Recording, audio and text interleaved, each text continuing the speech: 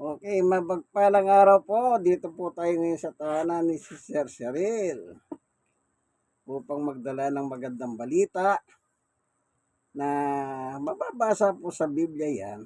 Ang magandang balita ay ang salita ng Diyos. Ito, may dala tayo. Ang salita ng Diyos, Bible. Tayo pong mga tao sa ngayon, iba na po ang panahon natin. Nung araw, pag sumigaw yung nanay, yung tatay, pag nilakyan niya ng mata ang kanyang mga anak, ang mga anak ay takot na takot na. Pero ngayon, iba na po ang usapan. Lalo na kapag ang anak ay siyang nag-aakyat ng pagkain sa mesa. Para bang yung anak na nag-aakyat ng pagkain sa mesa, parang siyang ang ari na o reyna na. Hindi po. Lahat po tayo dito may tungkulin tayo sa isa't isa. Naalala niyo ba yung kantang bawat isa'y may pananagutan sa isa't isa? Yan. Kailangan sumunod tayo sa mga alituntunin ng batas ng Diyos. Hindi yung susunod tayo sa alituntunin ng gusto natin o ng barkada natin, kakilala natin, sa kumari natin, sa kumpari natin. Hindi. Dapat sundin natin ang batas ng Diyos. Sapagkat ang batas ng Diyos, wala pong hihigit dyan. Ano yan? Love God above all. Kung mahal mo ang Diyos, ang susunod niyan, mahalin mo ang utos niya. Ganun lang kasimple po ang Biblia. Hindi tayo pinahihirapan ng Biblia para sumunod. Hindi. Kaya nga po nasulat, napakaraming talata ng Biblia pagdating po sa batas ng Diyos. Ibig sabihin, gawin po natin yung magaganda. Okay? Pero bago tayo papalaw, tayo muna ay magdadasal. Panginoon Diyos, aming Ama na makapangyarihan sa lahat, Santa, samahan mo kami sa pag-aaral ng iyong salita ni Sister Cheryl. Buksan ang puso at isip ng bawat isa upang maintindihan po namin ang iyong turo at aral. Sapagkat ang iyong salita ay liwanag sa aming pahanan, sa aming dahan, sa aming landas. Salamat po sa ngalan ni Jesus. Amen. Dito po sa libro ng Roma, 7:12. Ganito po ang mababasa.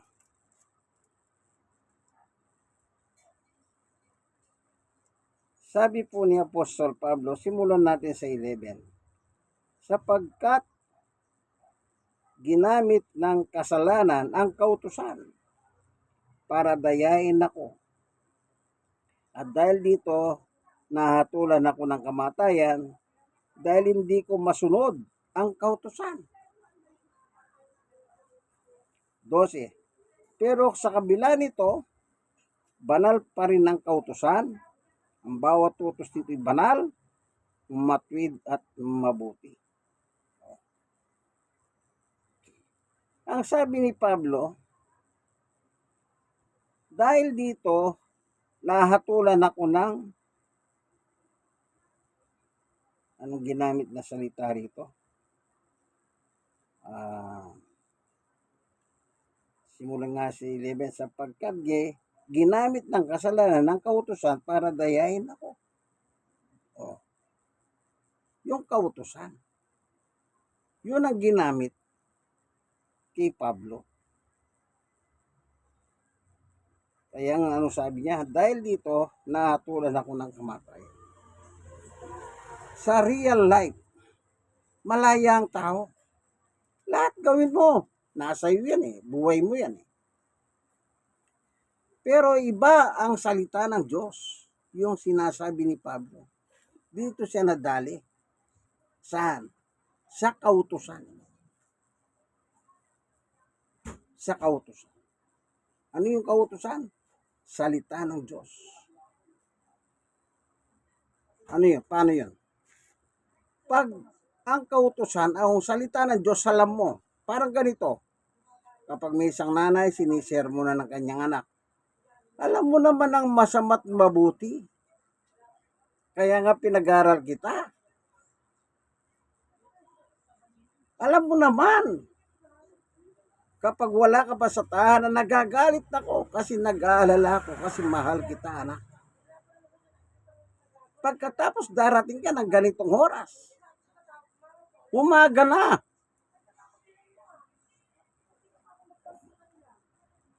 Pati ako napupuyat ng kakahantay sa iyo. Yan. Siyempre, kung wala kang alam sa batas ng Diyos, okay, sky's the limit. Sige lang, ang buhay. Kaya dyan sinasabi ng magulang, alam mo naman ang masama't mabuti. Kasi, ang masama po, dati gumagawa lang sa gabi, ating gabi.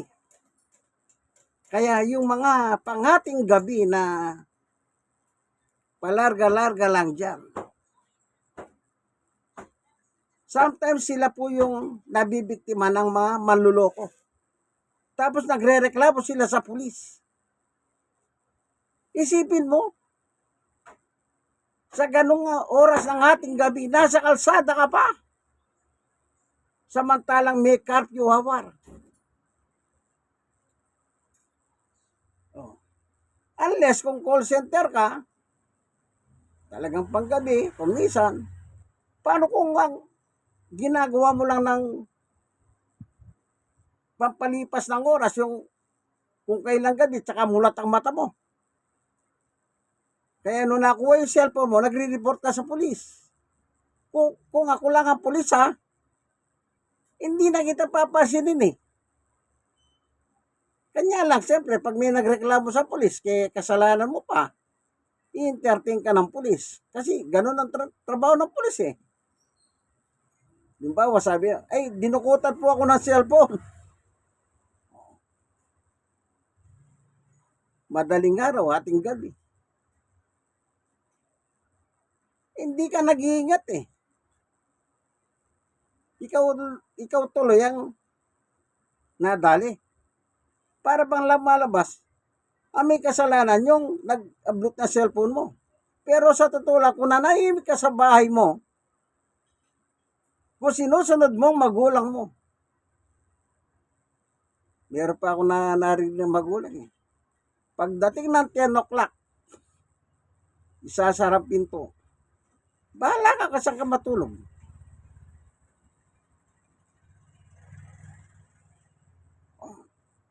Masama ba yung ginagawa ng magulang na ganyan? Hindi. Gusto kanyang mapabuti. Pero hindi nga ganyan ang buhay ng tao ngayon.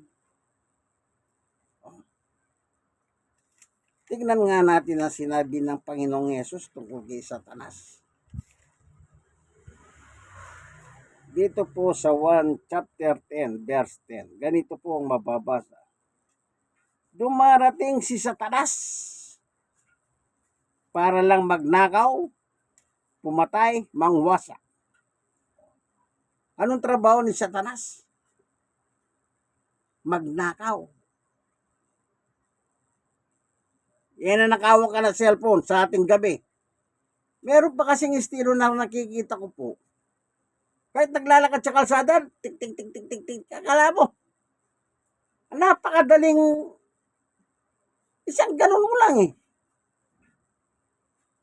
Sa jeep naman, tik tik tik tik tik tik. Sa jeep pagpasok lang ng kamay nung dumudukot. Mahabol mo pa ba yun? Nakasakay ka sa jeep, samantalang dumukot sa'yo. Nasa labas, isang takbo lang. Magre-report ka pa sa pulis. Parang kasalanan pa ng nandukot, nagnakaw. Ikaw ang nagbibigay ng motibo, kaibigan. Kaya may natutokso. Kaya kung minsan ang isang tao, pag nasa gipit na kalagayan, pag nakita niya yung pagkakataon na gano'n, dudukutin niya o nanakawin yung cellphone mo, bebenta niya para may pera siya kasi nasa gipit sa kalagayan. Ikaw ang nagbigay ng way ng kasalanan. Bagamat masama yung ginawa ng snatcher. Pero kung hindi mo nilabas ang gadget mo, cellphone mo, di ba? Walang madudukot at walang yan. Kaya sabi ng Panginoong Yesus, naparito si Satanas. Anong trabaho ni Satanas? Magnakaw. Pumatay. Alam mo namang masama maghinuma sa labas. Kasi kapag nakikipaghinuma ka lang sa labas, pag nalasing ka, ba't kaya hindi ka na lang sa loob ng tahanan mo, mag-isa ka, mag-solo ka? Kung kaya mong umubos ng isang case na beer, at least pag nalasing ka, bahay mo yung tutumba ka na lang doon. Hindi yun. Ating gabi na, nag-iihaw ka pa sa labas. Pati yung mga kapitbahay mo, nabubulabog. Akala mo kung sino kang magaling. Merong hindi na nakatiis. Bigla kang inundayan. Pag namatay ka na, hindi na may babalik ang buhay mo, kaibigan. Hindi na may babalik. Kahit na mahuli yung pumatay sa'yo, masintensya ng kamatayan, hindi na rin may babalik ang buhay mo na dahil sa iyong wala kang pagsunod Wala kang pagsunod. Kagaya ngayon, meron City Ordinance po dito sa Tondo. 10 o'clock, curfew. Makita mo yung mga bata, nasa lansangan. Anong ginagawa ng chairman? Siyempre, hindi niya masaway ang mga yan. Kasi yung mga magulang niya, butante. Kaya si chairman nagiging inutil. Pero kung talagang chairman ka, kamay na bakal. Kung mahal mo ang iyong mga nasasakupan, hindi mo mahal Pinababayaan mo. Kasi nga butante sila. Yung nagiinom sa kalsada, bawal din po yun. City Ordinance din yan. Ang problema lang po kasi dito, kumisan, alam nyo kung yung mismong pulis naman, wala silang liquor analyzer. Siyempre, pag malayo ka pa, pulis, pumupunta ka na sa tingin mo, may nagiinuman. Ang ginagawa ng nagiinom, itatago lang yung mga bote. Pagpunta mo doon, ikaw na yung alagad ng batas, wala kang makikitang bote. Napakadali po. Pahingahin mo sila sa analyzer. Hindi magmimintis yun, sapagkat yung amoy ng alak, magre-record doon. Kaya kumisan, napapabayaan.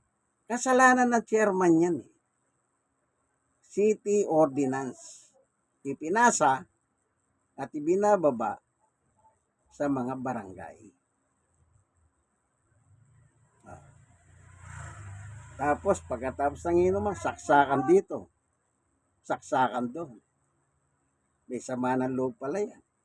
Naglabas na sama ng loob. Nagpatayan. Wala na.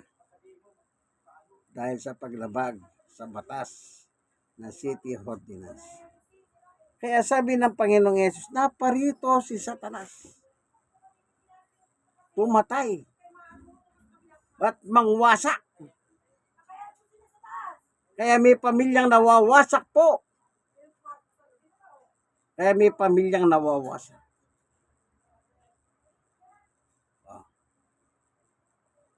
Kaya sabi ng asawa, darling, huwag ka nang makipag-inuman sa labas.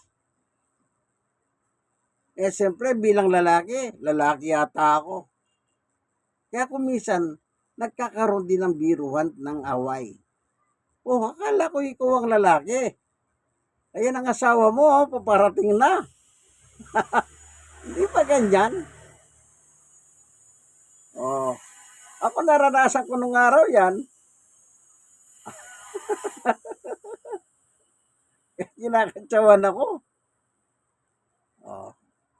Wala pa akong kamalayan kasi sa batas ng Diyos at saka ba sa ganyang bagay.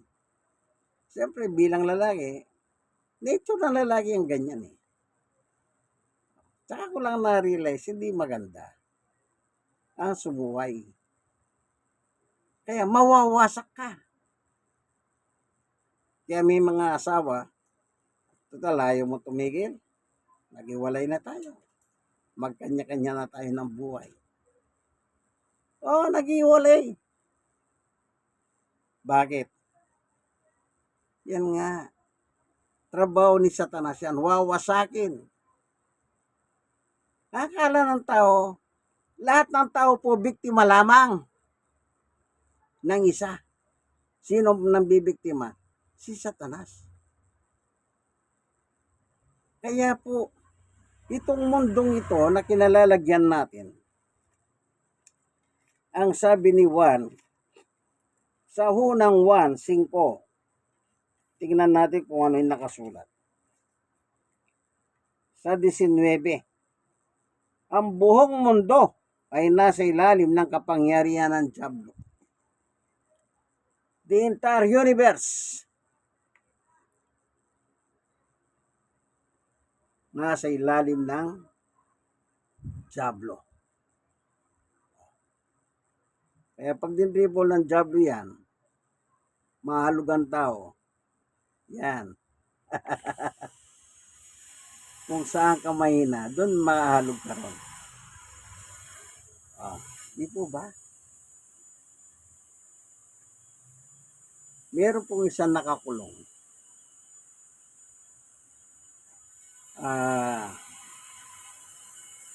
Nung nakausap ko siya, sabi ko, may ginawa ka bang doon sa babae, doon sa bata? Kasi lumalabas, minor yung pinakialamang kuno. Kaya nakakulong. Sabi niya, hindi ko namang nagalaw. Pero may tangkaka ako. Ang batas ngayon iba. Noong kailangan asawain mo yung babae at saka kanila ididimandang rape. Ngayon, hindi na.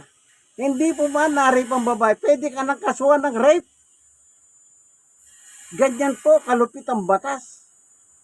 Akala nyo kayong mga lalaki o kayong mga babae kung yung mag-asawa na nga, pwede niyang kasuhan ang asawa niyang rape. Yung pa kayang hindi niya asawa, mas lalo kang makakasuhan ng rape.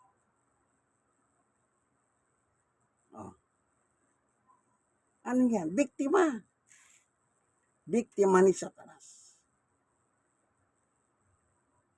Ang trabaho ng Satanas, mangwasak, wawasakin ang buhay ng bawat buhay ng tao. Matinukang tao, pagkatapos malalaman nila, nagmanyak ka. Kita nyo si Kibuloy? Isa sa mga kaso niya, no? Manyak. mga nagtestimonyo, ang lakas ng loob, talaga hindi na talaga nila masikmura. Lahat na nagiging start niya, mga birhen. Ang sabi ni Kibuloy nung araw, siya raw ang Diyos. Kailangan ang inyong Diyos paligayahin ninyo. Kaya, nire-rape niya yung mga bata. Hindi na nagalaw niya, nasira yung pagka-virginity. Alam niyo na sinasabi ni Kibuloy, virgin ka pa. Tapos tatakotin, pagka nagreklamo ka, anghel ng kamatayan, susundan ka. Hindi lang ikaw, pati yung pamilya mo. Takot ang mga dalaginding. Kaya patuloy siyang ganyan. Yan ang mga kwento ng kanyang mga biktima. Kaya isa sa mga kaso niya, rape. Hindi niya matatakasan niya. Kaya dito sa lupa, kaibigan, ano lang ang dapat mong gawin?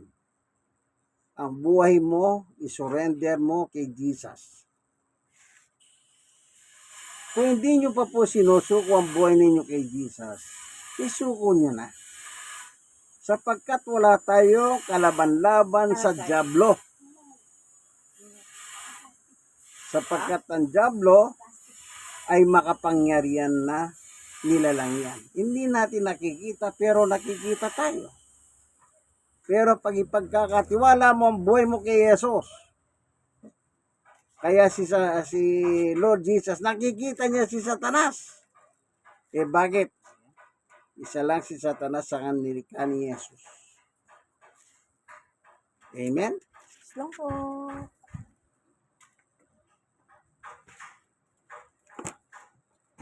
Isa lang sa nilikha ng Diyos sa pamamagitan ng Panginoong Yesus, si Satanas. Kaya, kung hindi nyo pa po sinusuko ang buhay nyo kay Yesus, isuko niya na po, kaibigan. Isuko niya na. Bakit? Marami tayong magagawa eh. Maraming salamat sa iyo, Panginoon Diyos, sa iyong patutuho sa amin. Na napakagandang patutuho mo. Na dapat kaming magtiwala sa iyo sa pamagitan ng iyong anak. Sapagkat wala kaming laban sa dyablo. Salamat po sa ngalan ng aming Panginoong Yesus.